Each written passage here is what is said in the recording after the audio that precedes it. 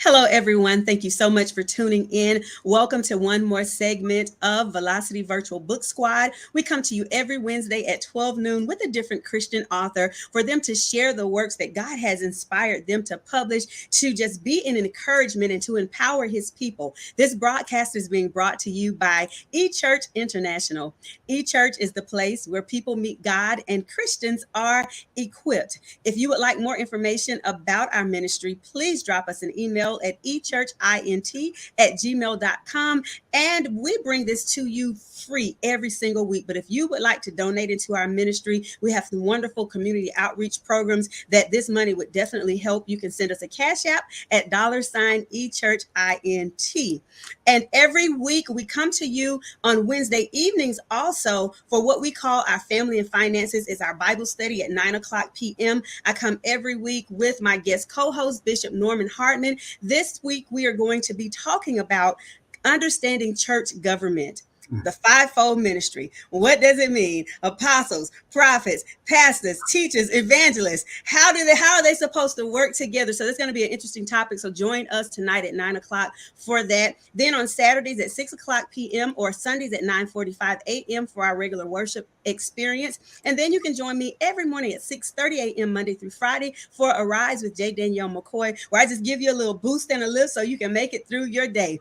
I have with me on camera my wonderful friend and colleague in ministry, none other than Dr. Jake Golden. And I just want to welcome you, Dr. Golden, to the Velocity Virtual Book Squad platform. Thank you so much for agreeing to do this interview. Well, thank you for having me. I am just excited about this opportunity, Pastor McCoy, and I've been looking forward to this all week. So I'm just glad to be here with you. You are so full of flattery. So listen, I've been looking forward to this all week because it's so crazy how you know people, but you don't know as much about them as you thought you did. So I was at your ordination. I know you've become a pastor. I heard the good news, ran into you, gave you a high five, said congratulations on you becoming a principal. So you're the principal now at Phoenix City Elementary School, right across the water in Phoenix City, Alabama. And I saw you in the mall recently. Congratulations on that again. And I saw you in the mall recently. We talked, and I think I was doing a book club then and did not know that you are an author. Yes, I am. I'm actually right now. I'm the author of four books, two children's books, and then two self-help books for dads. So I'm very excited about them. Awesome, incredible. And I've actually had the opportunity to browse through the two self-help books that you have for dads. So we're going to talk about that just a little bit later in the broadcast. And I believe you have copies of your children's books, so you can share some information on that with us as well. But let's talk about Dr. Jake Golden, because now I'm just curious to see what else have I missed in your life. I know that I've known of you since you were a much younger man through a mutual friend of ours, and she always had great positive things to say about you, not only you, but your entire family. So just give us a little backdrop on who is Dr. Jake Golden? Where'd you come from? Wow. I'm going to take I'm going to do the funnel approach where it's a lot and try to bring it all down to a close. Well, my name is Jake Golden. I'm actually from Columbus, Georgia. I'm a graduate of Kendrick High School. I graduated the class of 1995, the greatest class. I went to college, went to Valdosta State University and received the bachelor's degree in early childhood education. Went on, got my master's degree from Troy University in educational leadership, and I do hold a doctorate degree in educational leadership from Nova Southeastern University. I'm a mother of Jake Golden III and Laverne Golden, so if y'all are watching, thank you for that. I have a wonderful sister, Dr. Stephanie Golden, who is now starting this next year, she'll be principal at Arbor Springs Elementary in Noonan, Georgia. I have one beautiful daughter named Kayla Simone Golden, who is the apple of my eye. I'm so blessed. God has blessed me with a multitude of talents, and it's so difficult sometimes for us to talk about ourselves because I don't want to seem like it's bragging, but God has truly blessed me. I am principal of the finest elementary school on this side of the Mississippi, and that is the Phoenix City Elementary School, home of the Hawks. Well, we are Hawks, and they are not. We are making great strides here. This is my second year here. I started here in Phoenix City. I was at the alternative school for 2 years. But I left 18 years in Georgia. So I've been in education now for 22 years. You did come to my ordination. I'm a pastor. I'm pastor of the Concord Baptist Church in Woodland, Georgia. I've been there. This is my 4th year. That time is flying. We During that time we've grown tremendously. Things are going fantastic. So all the people out there at Concord, man, thank y'all for joining in as well. I'm also a member of the Phi Beta Sigma Fraternity Incorporated, Blue Phi. To all of my brothers, we're very active in the community. I serve as a Sigma Beta coordinator, which is the mentoring program for the fraternity. I'm authoring books. I write songs. I've been in plays. I'm in a number of plays. I work with Miss Sister Francine Ivory on a number of plays. We're getting ready to do one coming real soon. You guys will hear a lot about it. Let's see. I write books. I own my own design company. I do logos and designs. I know most of the time work with nonprofits. I work as a business support or a confidant, someone that small businesses, grassroots organizations come in, and I can help them create bylaws, get a form of everything that's going on. I also will be running for city council in Columbus, Georgia. I will not tell you guys when, but we'll take a time. I do believe in doing my homework and getting to know the people that's in the position. So I'm involved in politics. I'm involved in a lot of other things. But the number one thing that I do, I'm a father to the most beautiful young lady in the world. She's the apple of my eye. She's the sugar in my coffee. She is all that. Well, I don't put sugar in my coffee, but she's all that. So that's just a little bit about me. Just excited about what God is doing in my life and what God has given me an opportunity to do, and excited to be here. Well, thank you so much. And I just want to say a couple things. Kendrick High School was not where it is, okay?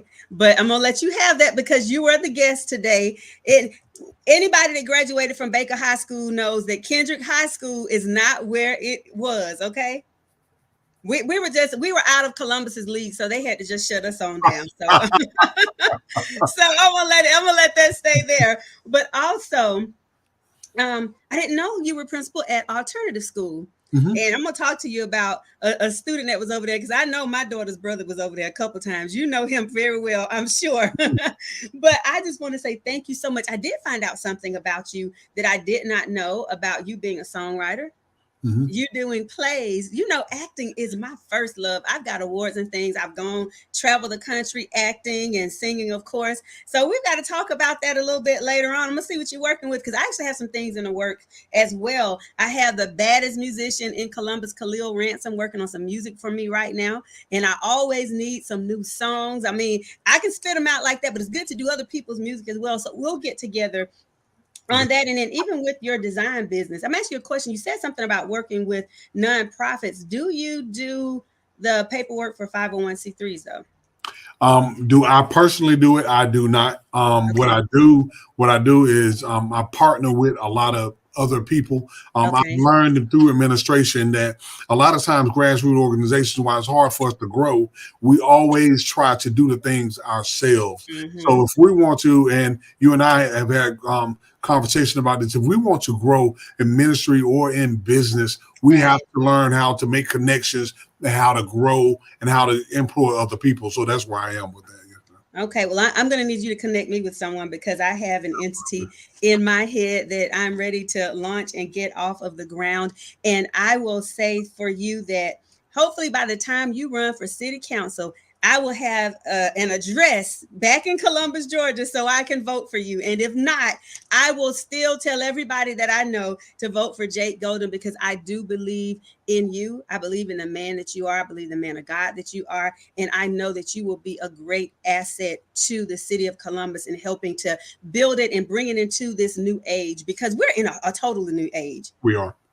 not just for ministry, because we did see the shift in ministry, of course, when COVID hit, but COVID has affected everything, and it is time for leadership that is progressive. It's time for leadership that has new mindset and new ideas that's going to really take us into a different place, because everything is different. Our currency is about to completely change.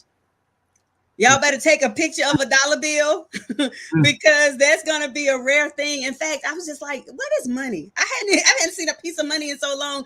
I Right. don't know what money is, and especially in bringing jobs to Columbus and building up small businesses. My business is in Columbus, even though I live in Alabama. And one of the things that I don't know of as yet is really we're seeing Family Dollars on every corner.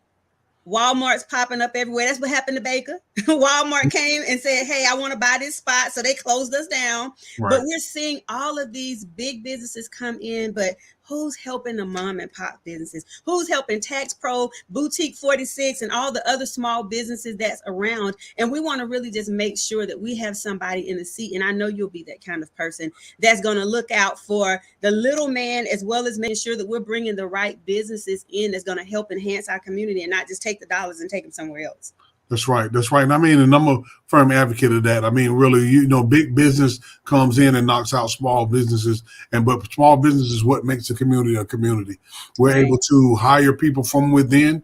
We're able to grow from within. I think we owe it to ourselves to support each other.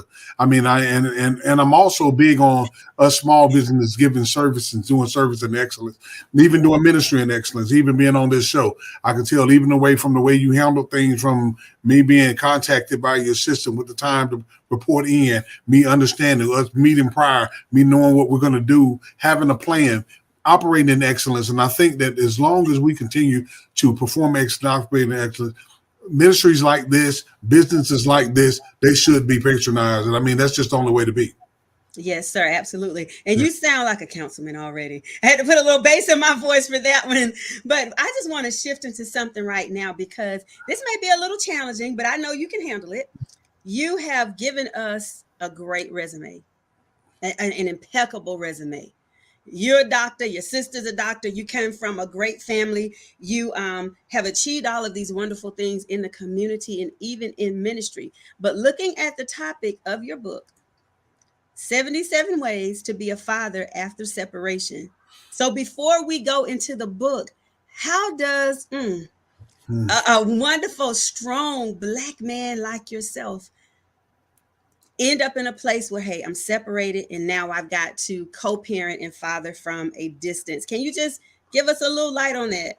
Well, just being, and I'm the type, I'm totally transparent, and just to give a disclaimer, anything that is said is not to bash anybody or to do anything. I take full responsibility for everything that I've done, all the mistakes that I've made, and just like anybody else, we have to grow. You end up getting in this. It is hard for a lot of leaders and a lot of us to find the balance in between work and life. Okay. I was brought up believing in the hard work. We're from a generation that believed that hard work pays off, sacrifice brings on success, and those things. And us having to choose what we wanted to sacrifice in order to succeed is where I lacked. For example, I was so big on getting my doctorate, moving up, being promoted, getting my books done, getting all these things done that I took away from the focus that what it should have been on, and it should have been on my marriage. So those things right there cause a disconnect. I spent so much time giving and giving and giving to where when I got home, I was spent. But being 28 years old at that time, it was hard for me to try to articulate what was going on with me, because all I knew was this was the grind. All I knew was this what life was supposed to be. I used to tell people all the time, they said, what do you want to be? What do you want to do? I said, I want to make sure I leave a legacy. I want that's one of my, I told them that my work is what I found pleasure in work. So I consume myself with work. Now, I'm still having a hard time finding that balance now. That is one reason why I'm looking to go get some some counseling outside, and I am a big Mm. advocate for us as Black people getting help, for somebody to help us find some type of balance. But back to your question, how did I end up here? I ended up here making poor choices. But for those of us who are believers, we believe that Mm-hmm. all things are working together for the good of those who love the Lord. So Right. I believe that even though it was bad, it worked to my good. However, I had to keep my focus on the goal, my focus on Christ, my focus on what was to do. And out of the pain of my separation, birthed all of my books, every last one of them. Wow. And I just wanted and thank you for being transparent first of all, because what we do here at eChurch and Velocity Virtual Book Squad is we want to show the realness of the authors. And for me, that makes a difference when I pick up a publication, because I know this came from the soul of a man who said, "Hey, we may have some issues in the marriage, but I'm not going to abandon my child. I'm going to make sure that I hold true to that responsibility while I'm maturing, while I am growing, while I'm trying to see, personally where the relationship is going, but knowing that your responsibility to your daughter did not fail or falter." And anyone can find themselves in this place. I asked that question to you, and I just wanted to share that with our audience, because we understand that not only are we overcome by the words of our testimony, but somebody else out there, some brother that's saying, "Hey, I'm less than because maybe my marriage is failing or did fail," can Mhm. look at a successful man like yourself and say, "Hey, but this brother kept going. He Man, kept doing it." glory, girl. To God be the glory. And I just want to say and just to be a testament to God, I used to feel like that nice guys finish last. That was something I Mm, used to say all the time, and I used to think that. But I can also tell you that, hey, sometimes good men end up divorced. I mean, it happens. But finding that balance and working through it, we're the best of friends now. We are co-parenting wonderfully. And I don't, anything that I've written in my books, or anything that I say, you can check my resume. I feel like you mm, can call up and just ask. Because one thing that we can't deny, that I'm going to be an amazing father, that I'm still going to be a good man, even though I've made some mistakes, even though I've done some things wrong. Granted, my mistakes weren't anything so bad that I had to, surrender all, but right. I have made some poor decisions. I've said some things that were probably not appropriate, or I thought some things that I probably shouldn't have let out my mouth. So those things happen, and those things is what can cause some separation. And I want to talk about something for just a moment. And we didn't talk about this last night, but I know you're ready for it. Is I'll put me on the table first and say, as being a first lady and a minister, and of Mhm. course, I recently went through a divorce somewhere that I did not ever think my marriage would go. My husband was an apostle. We should have been down like four flats forever. But like you say, we have things that we may have not matured in different areas. And we understand that sometimes it's better for us to be apart. My ex-husband is an amazing, incredible man. I don't take anything from that. And we're good with one another. We're cordial with one another. I still pray for him. I still uplift him. And a lot of people don't even know that we're divorced, because that is how I have postured myself, because it's not about tearing down another person, but it's about just saying, "Hey, this is what's better for me in this season." But the church, Mhm. this was the place that I was getting at. You as a pastor, what were some of the hardest things that maybe you faced from the church with them realizing that there was a separation or an issue in your marriage? And then we can talk about the book. Well, we real quick. I mean, we know that church folk. We're not talking about people with relationship. We're talking about church folk. Church folk Okay. are quick to judge other people. What I mean by that is, you want to say, "Oh, divorce that's not of God," and divorce and da da da da. Well, do you think that God would be pleased that you remained in the situation? You knew you weren't going to change. You knew that person wasn't going to change, and we just going to stick around till the change comes? Hmm. That's something. So a lot of the ridicule did come from the church, but I think what one thing that helped me as a leader, that's not only in the church but also in my school. I'm 100% authentic and Okay. 100% honest to my truth. Now you have to realize that there are three sides to every story. Okay, Mm-hmm. there's going to be my side, there's going to be her side, and then there's going to be what really happened. Right. So I make sure that I'm clear, just like I started this program off and said, I'm not here to bash anybody. I'm going to own my part. And when Mm-hmm. people respect that, and also to try to walk, have a life of integrity, a life of morals, and to live that out loud, even in private, I think that's very important. And people can kind of almost see through your spirit. You and I've had conversation, and I Mm-hmm. mean, you can tell by just those interactions what the intention of the person is, what Right. their heart is.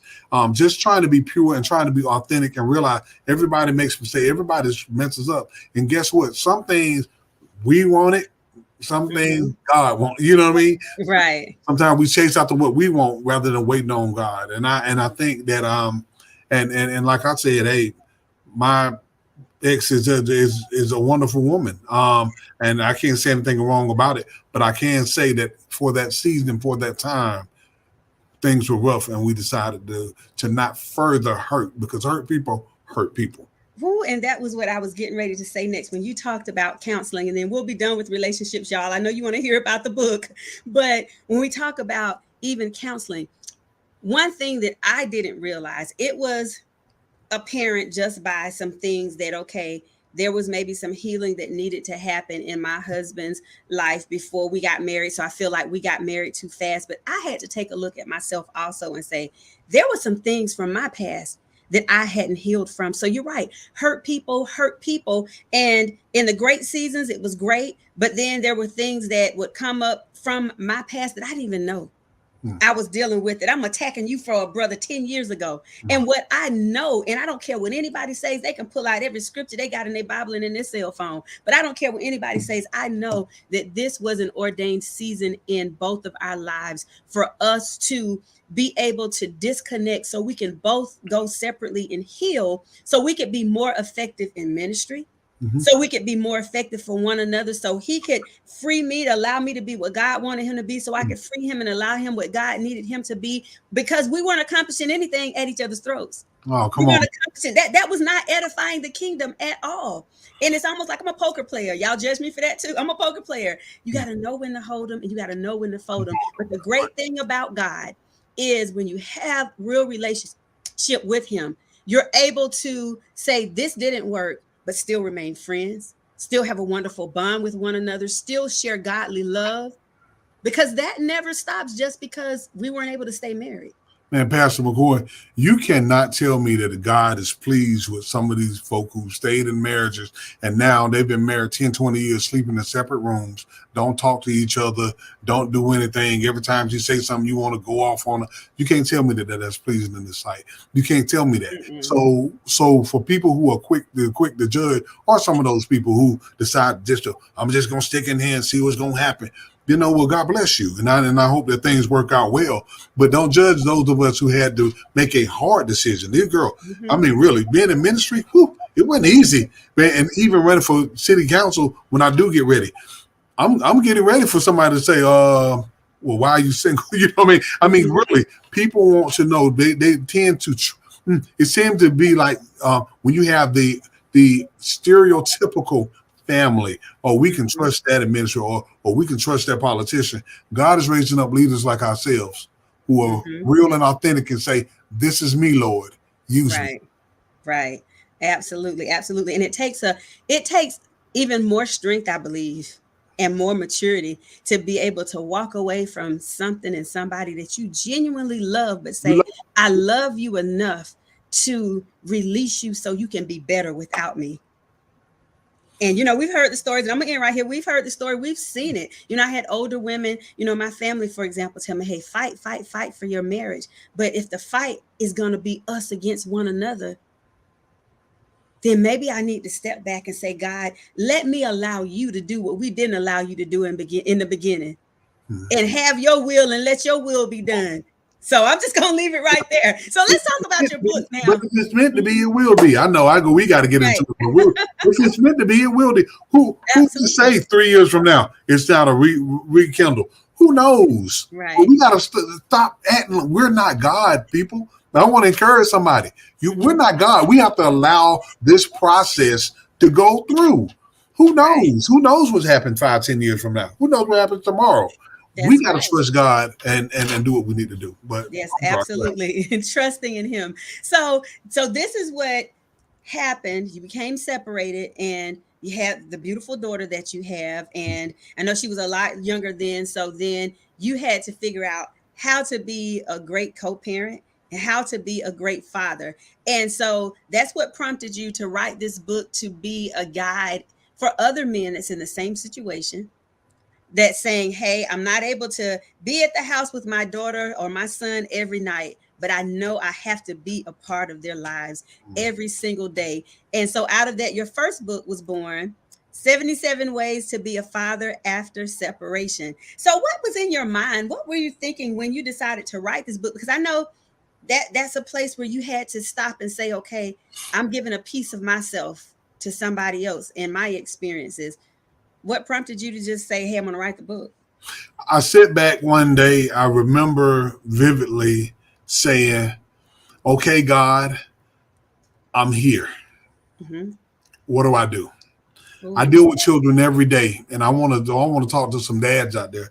I deal with children every day who don't know who their father is. I deal with children every day who are in estranged relationship with their father. And no offense to mothers, God bless y'all are amazing. Mm-hmm. But fathers, I honestly believe that we help set the foundation of faith for our kids. Right off, kids don't know about God. Mm-hmm. The only God they see is me.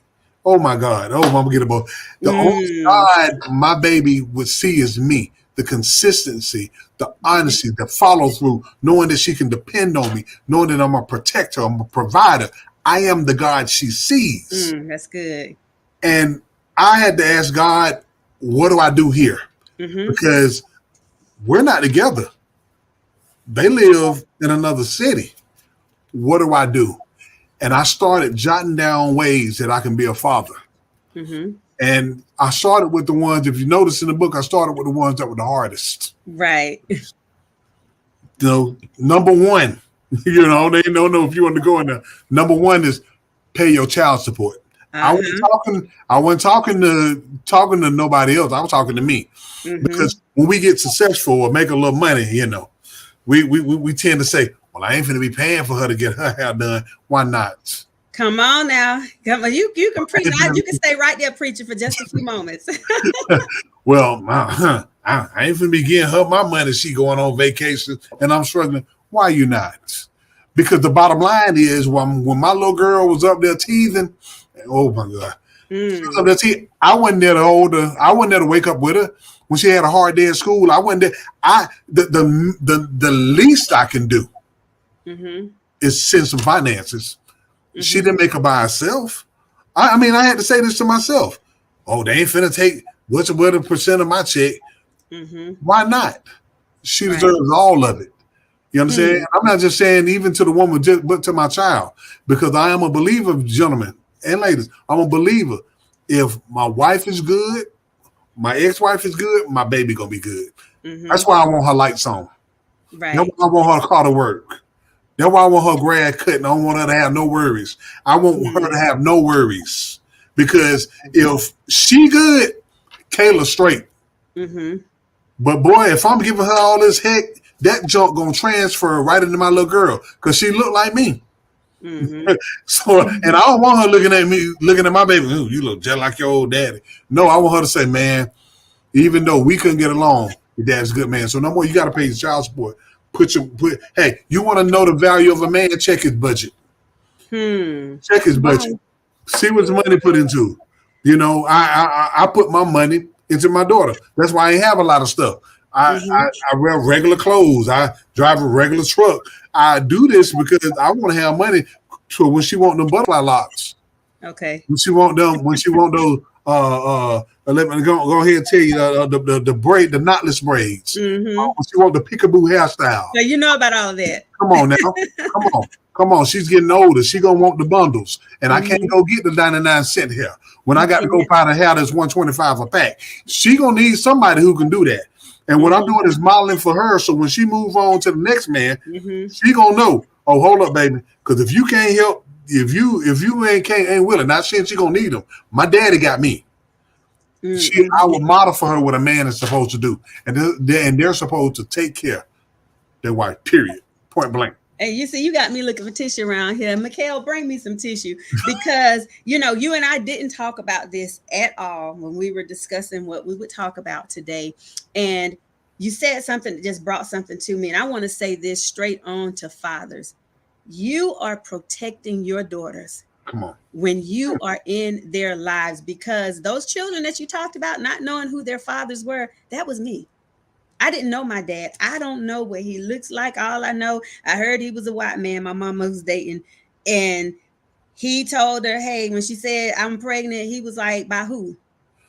So it happens white and black. It doesn't matter. Right. And I never grew up knowing my father. And a part of some of my issues, as I've been going through therapy, even in my marriage, not being able to trust my husband or trust a man who was trying to love me, was because I never had that experience growing up. Every man that was supposed to love me walked out. I raised 3 children by myself.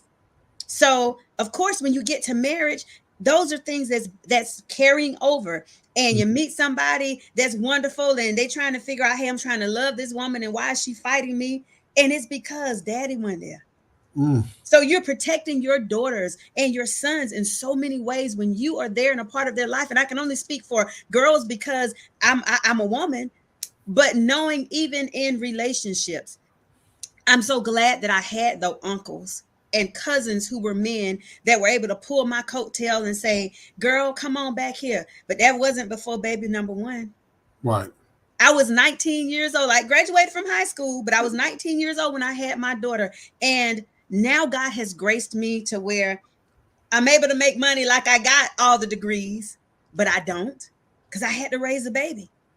He's able to make me a respected member of this society and this community and, has changed my life and turned it around. But it wasn't always like that. I was struggling. Jake, when I tell you I was struggling and didn't have anybody to go to and say, I'm going to keep it 100. Y'all can judge. You can talk about me like you want to. So be it, because that's who I was. But I found myself as a young woman, 2021 with a baby, had to pay the light bills or whatever. So Joe Blow could come on over and just hang out as long as he paid my light bill. I'm just going to keep it right there.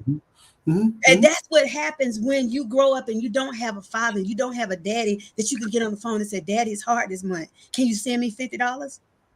Right. You got to do what you got to do. And if you don't make it and they about to turn your lights off, you're stuck in a position of, what do I have to do? I got to provide because that daddy isn't there, So it's a tough thing. And I'll say to any man who's out there that has a child, be in your child's life, no matter what the mama says. If she's cussing, clowning, acting a fool, not being cooperative, you find a way to be a part of your child's life because your child is going to suffer if you're not. And I just want to encourage y'all, and if you don't know a way, dads, that or moms, anybody, bless somebody with these books, y'all. The books are very inexpensive. I'm not trying to make money. I want to get the message. It gives you 77 just concrete ways of things that we don't think about. Things that we don't think about. But we, fathers, we have a responsibility. Our children did not ask to be here. Right. By God's grace, they're here. But we as a responsibility, our community needs us. I'll take the structure of family changing because of time. Right. But what I won't take is the family being broke down. That's right. Just because my daughter didn't have her biological father in the house does not mean she has to be a statistic that grows up that don't know her father or don't have a strong household. Be involved in the education. Be involved in everything that's going on. I got some. She don't want to say this on live. I know it, but I got some news last night. Well, she's maturing. Okay. So what you got to learn is that, man, you got to have a relationship where they're comfortable even talking. You understand what I'm saying? It's all about relationships, and our children deserve it. So even after the separation, what's the excuse? What's the excuse? It says in the book, it says, don't be mad. Don't be mad at your baby mama. What I'm talking about, because y'all didn't work out. And Mm-hmm. sometimes we want to punish women because they don't want us, or she say, we want, I want to see her struggle. That's insane. I It's very insane. want I want to see mine prosper, and it don't necessarily have to be anything that I did, but it's about what I didn't do. Yeah. She's successful in business right now. It's not, oh no, I had nothing to do with her business being great, Pastor Mm-hmm. McCoy. Mm-hmm. But what I didn't do is hinder her, bring her Gotcha. drama, bring her problems, which Mm-hmm. could have hurt her business, have a bad name in the community, and then she go around and ask to solicit business with people and say, "Oh, you married to that dude? Mm-hmm. Do that. Right. Do what you have to do." Right, absolutely. And stay in a place of maturity. I was even thinking about when you said that how, sometimes men want to see, the baby's mama, ex-wife, whatever, do bad. And I won't narrow it down for y'all, but I had a father tell me, go get it from those men you be around. Because we weren't together. And it was a serious need that I had for our child at the time. And, I already knew it was going to be a little backlash. And I said, well, hey, I'm going to ask anyways. This was years ago. I'm going to ask anyways. And it was like, because I had moved on with my life, basically, Mm-hmm. he didn't want to do for his child thinking it was going to hurt me because he couldn't handle the fact that I had moved on. And that's no good for anybody. Man, That's hurting the child. You're not hurting the woman. I'm trying to tell you, man, right. we're going to find a way. We're going to continue to move on. We are going to flow. You are not hurting us. It's not going to make us want to be with you. In fact, it's going to pull us further away, because that thing I remember to this day, because it cut my heart to a point that I said, God, I'll never ask him for anything else. I will lean on your provision.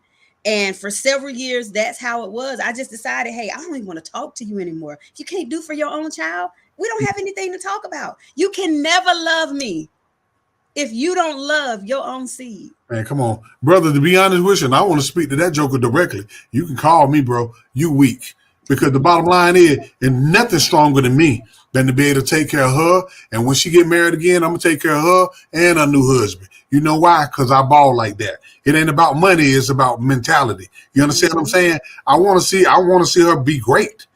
You know what I'm saying? And because my heart is pure, and because I'm searching after the right thing, I'm not trying to toot this up like I'm the greatest. However, I'm not going to do anything to hinder it. So, bro, you weak, man. Or you take care of your children, take care of your family. Why not? Why not? You know how good I feel right now. I'm looking at Pastor McCoy with her hair do. I'm like, shoot, I paid for that. You know what I'm saying? I hate to get worldly like that, but Right. I ain't trying to say it's pride, but it's like, hey, I contributed. When your child is successful, you can feel like I contributed to it. You know what I'm saying? But when you see them going down the right road, you're right there where you can help. Man, you can still be a father after separation, man. That's bottom line. But see, I want you to ditto this. I'm not a man. But right before you and I talked last night, I was actually watching Bishop R.C. Blake's. And he was talking about what a woman brings to the table. And he made this comment. He said, I've heard this many times. And he said, I need to bring clarity to you men to help you understand what a woman brings to the table. And it should never be her money. It should never be this or that. And when he started talking about just the essence of her femininity and her being there to mother your children and raise your children, that's such a powerful job that most men don't even understand what it feels like to carry a baby. You'll never understand. I don't care how much science and technology they try to come up with, but honey, you will never understand what it feels like to carry a child growing inside of you for 9 months, and the sacrifice is already made. And all you can do is just sit over there and watch and get ready for the baby to come out and see what it looks like. And he was like, stop walking around asking women what you bring to the table. He was like, that's foolishness. He said, a real man don't look at it like that. A real man, just like what you said, that's what made me think of it. He said, a real man wants to sit back and say, hey, I did that. I am the I table. took care of that woman while she was carrying that baby for 9 months, whether you together or not. I took care of my child when my child was born. I made sure that my child's mother was taken care of, because if you don't do anything else in a relationship, that woman has already given you the best thing that she will ever be able to give you. That's right. That's right. I am the table. I don't worry about. I don't worry. Whatever you bring is in addition to.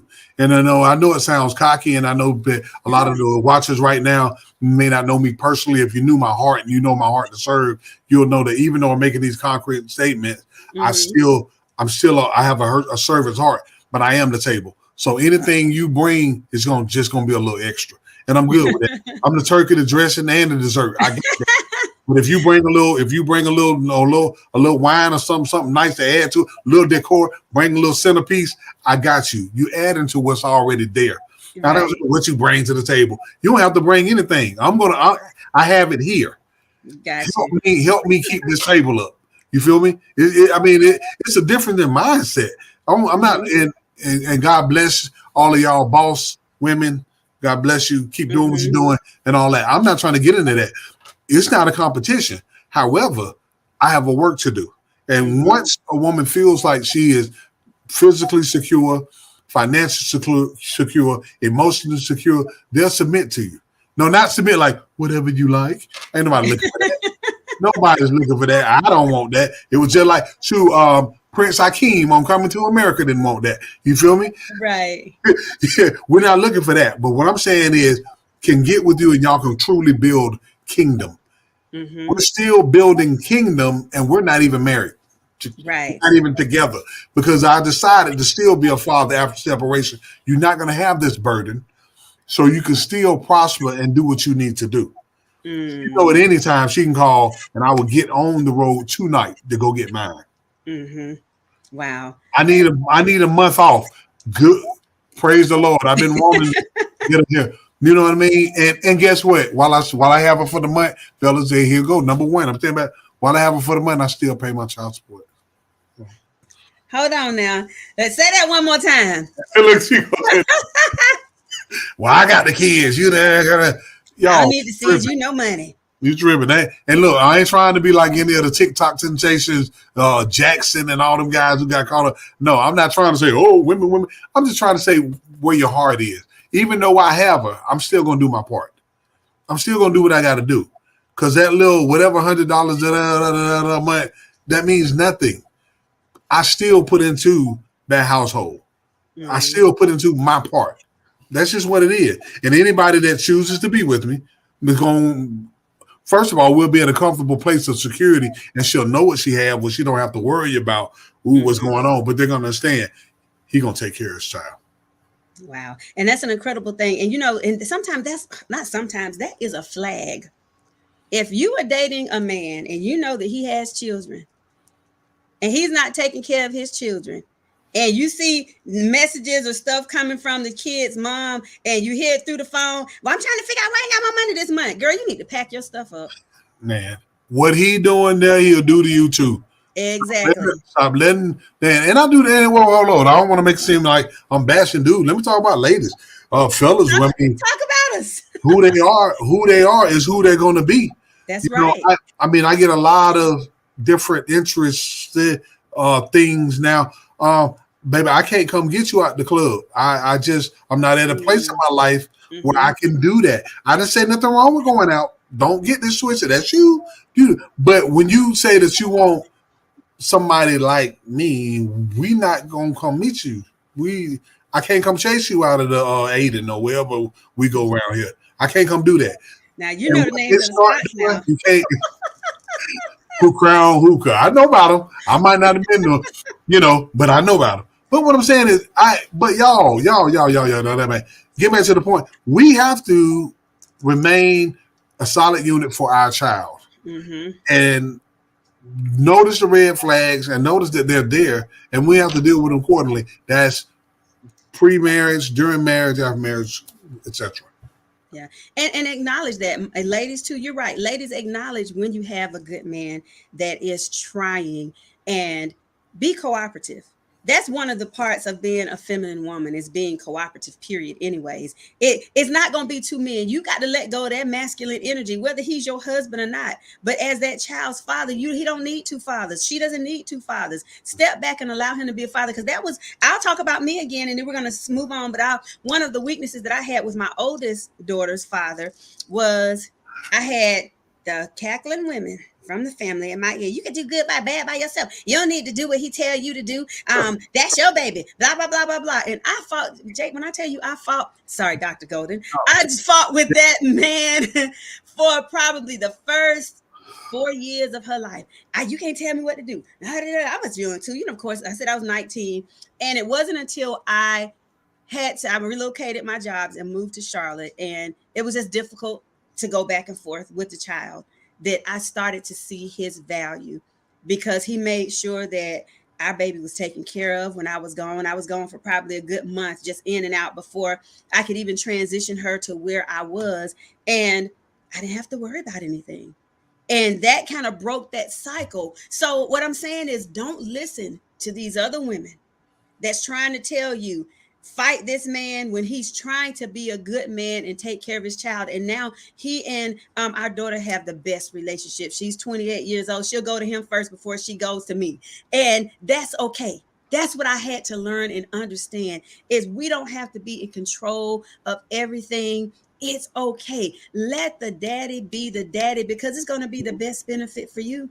He was paying her phone bill for years. It's like, that's a load off my back. I don't have to pay this phone bill. I don't have to buy this extra stuff. While she was showing up with stuff, I'm like, where you get that from? My daddy sent it to me. Okay, that means I don't have to buy it.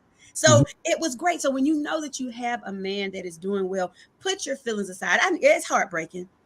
I know it is heartbreaking when a good-looking, strong man that you have loved and your relationship just doesn't work. But be mature enough to say, God, even though it's not working, I want what's best for our child. And put your emotions on the back burner and let these men love their children. Period. Period. And men, be a father. Denzel said it better when he said, be a man. We keep changing this definition. Man, you're gonna provide and take care of your seed. That's what you're gonna do.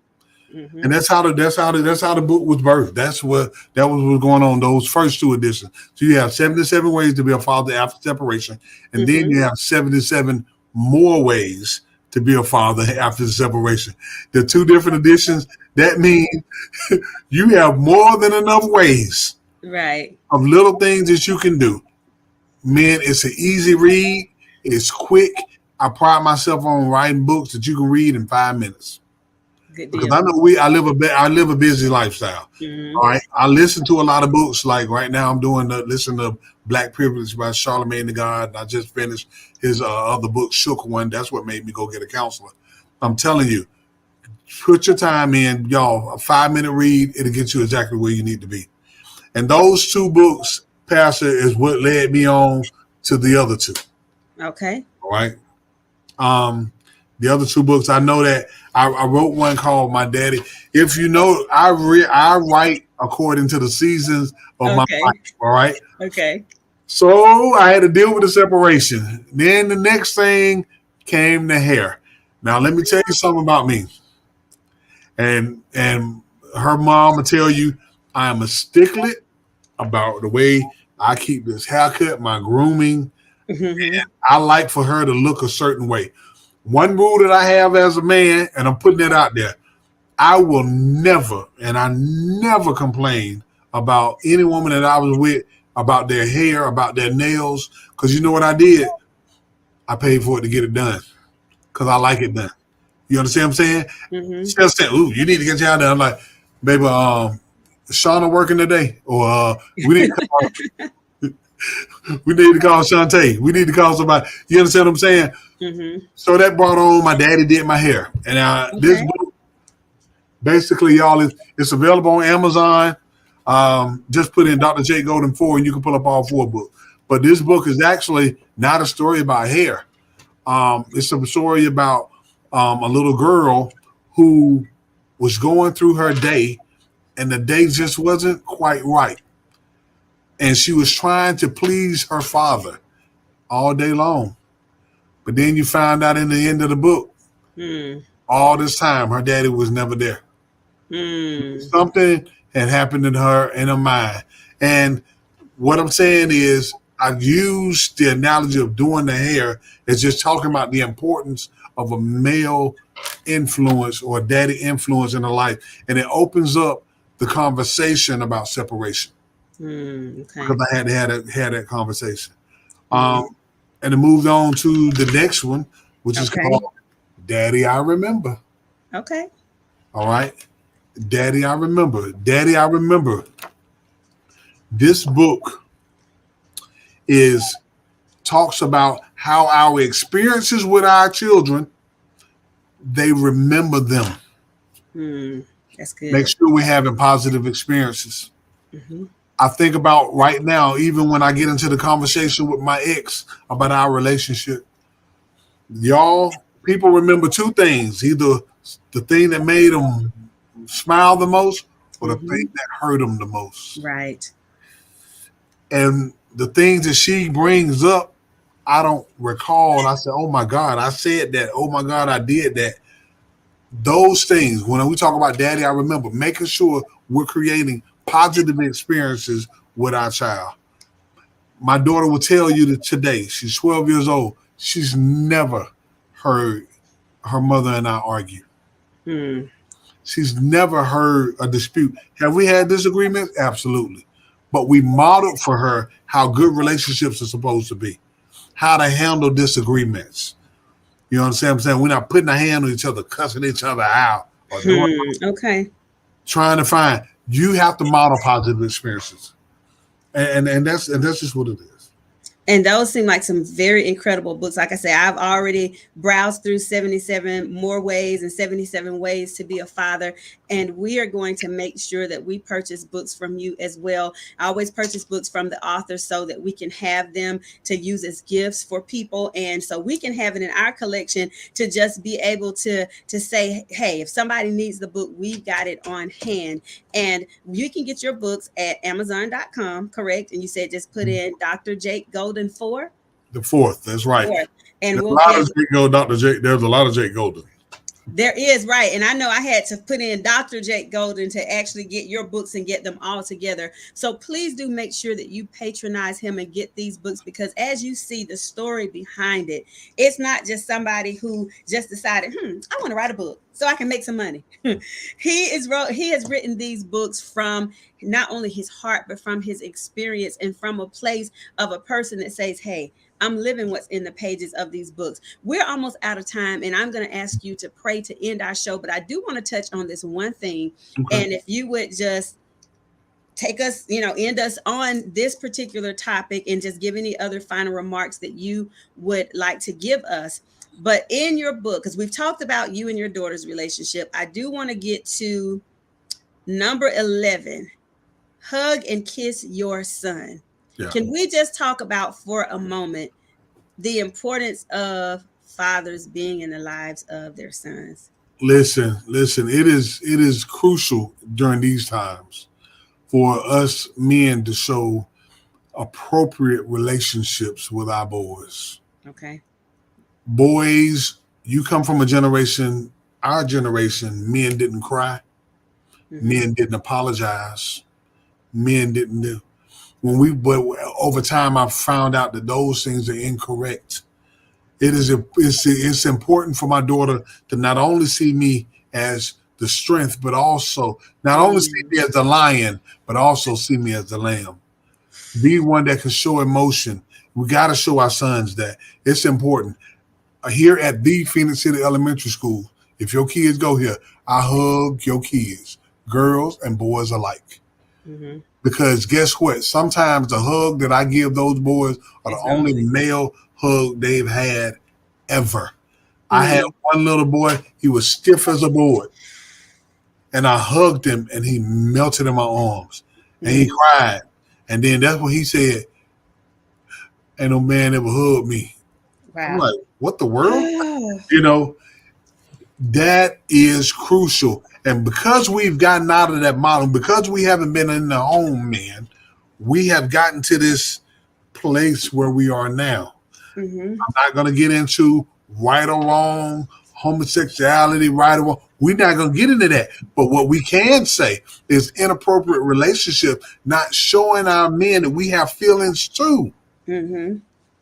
And if we share that, that stops us men sometimes from acting out. That's what I learned. That's why my ex and I now, we cool like that. Because when she hurt my feelings, I say, that hurt my feelings. And I don't feel weak at all, ever. But once I did that, the aggression left. Our boys are being aggressive. We run around in Columbus shooting folks because inappropriate relationship don't know how to communicate. Mm-hmm. When a hug could have saved the lives of a bunch of children. Think about the young men. I got a young man, I'm going to leave it alone. The young man who was shot by a drive-by shooting. They got into an argument at school.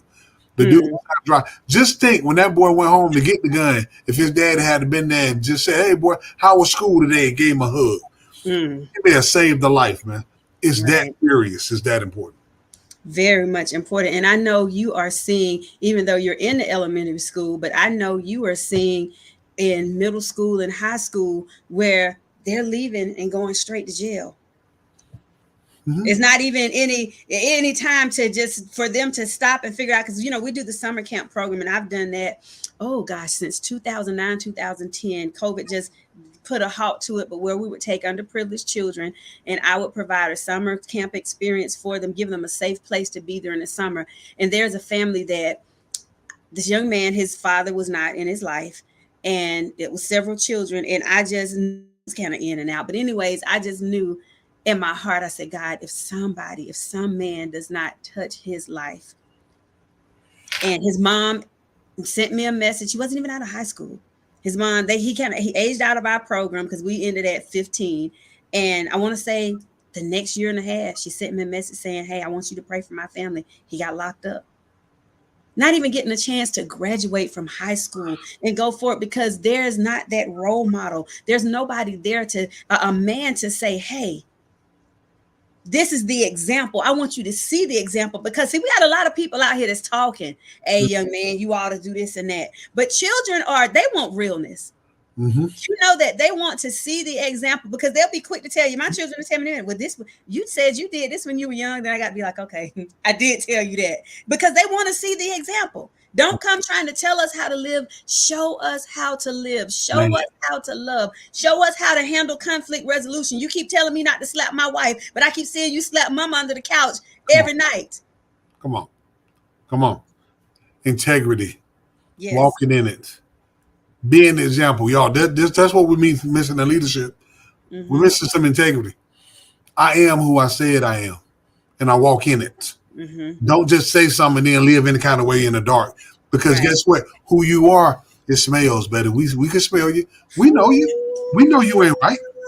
Mm-hmm. We know it. We can see. We can see the way that you, Pastor McCoy, I'm going back to us again. You can do after a conversation on if I was a womanizer, or if I'm just, the dude just charismatic, he like, you know what I mean? Right. Funny. That's what it is. You smell it. Mm-hmm. Be authentic. Right. So our kids can see it. So our boys can see, hey, look, you can have swag, you can have rims. That's why I put rims and speakers and stuff on my car. I wear gold. I have swag, because I want you to know you can have all that and be smart too. Mm-hmm. Make good grades. You can Absolutely set the trend. But and we can't leave this out, and I promise y'all we're done. Even in the church, pastors and leaders, and we're going to talk to the men pastors, and then we're going to deal with the women on a different day. But male pastors, leaders in the church, you have got to have that integrity, because really the church is supposed to be the community. The church is the place. When we were talking about tithing and giving the other weekend, we looked at the 3 different types of tithes and how they were to help take care of the people that were in the churches that didn't have, etc. We are just, hey, we these 4 walls that we get up on Sunday morning, we're going to be cute and we're going to tell you what to do, and that's it. You got to get involved. You got to get involved with the people in your congregation. If you got a single mother in there, and you ought to know, hey, we're going to take care of her. We're going to look after her. We're going to help make sure that this little boy or this little girl has, in the absence of their father, we got to stop just standing up behind the pulpit, being cute and going home and not being worried about our fellow man. When you were talking about legacy, that's how we leave a legacy, when we make sure that we leave our handprint on this generation. So when we close our eyes, what we taught them, what we put in them, they'll be able to show it to their families. They'll be able to show it to their sons. So it's not just for educators. I just want to put that out. There's not just for educators. Right. But the church has got to go back to being the church. Mm-hmm. Yeah. And that's it. I mean, holiness is still right. Oh, she na na na na. Hey, we can go another hour. Come on now. Hey, go. Hey, now you're not looking at a perfect man. You're looking at a righteous man. It's a difference. But Woo. holiness is still right. Mm-hmm. We got to understand that. But anyway, look, I'm telling you, we have to be the example. And listen, that's the same thing Jesus did. Think about it, y'all. I'm talking about how do we still talk about him? You know why? Because of the things that he imported into people's life, into their heart. Right. He lives forever. Dr. Forever. J. Golden the Fourth gonna live forever, baby. Y'all gonna bury me dead and still hear my name. All right. That's legacy. Legacy. That's me. Absolutely. Well, thank Thank you you so for much. having me. This has been an absolutely incredible interview, y'all. I promise you, we got another hour in us, but we're going to go ahead and end here. If you want to know more about it, that's why at first I was going to give you some of the 77 ways, but I said, no, you got to get the book. If you want to know more about it, men, if you want to get this for yourself, for your brothers, for your cousins, even I think you told me a school system bought some books for the school. So get it Sure for did. your daycares, your organization. 77 ways to be a father after separation. 77 more ways to be a father after separation. Daddy, I remember. And my daddy did my hair. And again, the books are available on Amazon.com. Just make sure you put in Dr. Jake Golden the fourth. And Dr. Golden, are there any comments that you have before you pray? Any other guy? Thank you so much. I think this is probably more of a blessing to me than it is for you. There Mm-hmm. comes a time in your season where you feel like you're laying dormant, and God sent you at the right time to shake me a little bit and say, "Boy, you ain't sleep." So Okay. I thank you for the invitation. If anybody else want to reach out, you can find out more information about me at www.drjakegolden4.com. Again, that's www.drjakegolden4.com. On there, it has all kinds of stuff that you probably don't want to know about, or you do want to know about. Uh, and it also has my contact information for booking or whatever you want to do. It has the books on there. It has stuff about my church. But again, if you're looking for that, www.drjakegolden4, the number 4, Number 4. That's what I was waiting for. number 4.com. And if Okay. you guys can visit and find out everything that you want to find out. Thank you for having me. eChurch aided a blessing to have been here, and I've enjoyed it. And I'm going to pray us out. And I see we've met our quota. So I'm going to That's pray us. right. I ain't that kind of preacher, so I don't get too long with it, but I know how to go to the Lord. Amen. Okay.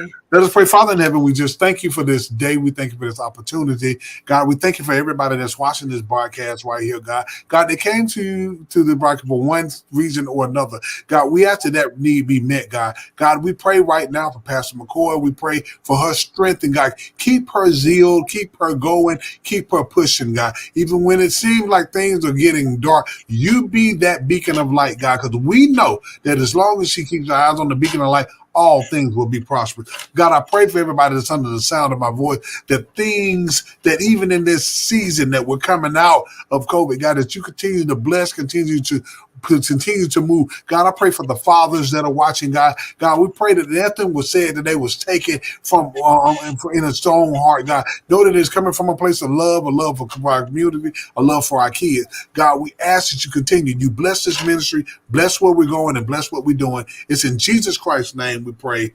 Amen. Amen. Amen. Thank you so much again. And you guys don't forget to tune in tonight at 9 o'clock p.m. for our Bible study experience, our family and finances. Again, we're going to be talking about understanding church government, the fivefold ministry. You don't want to miss it. We love you all, and we'll see you back here on the next time. Have an absolutely fantastic